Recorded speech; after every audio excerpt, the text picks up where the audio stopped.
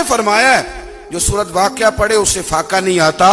کہنے لگے چاند تو اپنی جگہ چھوڑ سکتا ہے, سورج گر سکتا ہے, تارے ٹوٹ سکتے ہیں, پر مدینے والے رسول کی بات غلط نہیں ہو سکتی. حضور نے فرمایا فاقہ نہیں آئے گا تو انشاءاللہ کبھی بھی نہیں آئے گا. کرنے کا کام یہ ہے کہ ہم اپنے معاملات, اپنی عبادات, اپنی دعائیں کبھی 10 منٹ عادت ہو جائے نا دعا مانگنے کی علیحدہ سے رات کو.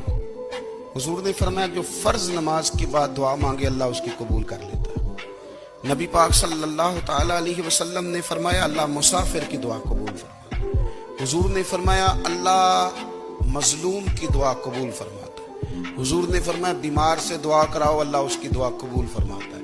میرے نبی پاک نے فرمایا ماں باپ جب بھی اولاد کے لیے ہاتھ اٹھائیں, ویسے تے بلے شاہ تو آسمانی اڈدیاں ہی پھڑ دیں, جہاں گھر بیٹھا انہوں پڑھیا ہی نہیں. حضور فرمانے لگے ماں باپ جب بھی اولاد کے لیے دعا فرمائیں اللہ ان کی دعا کو قبول کرتا ہے.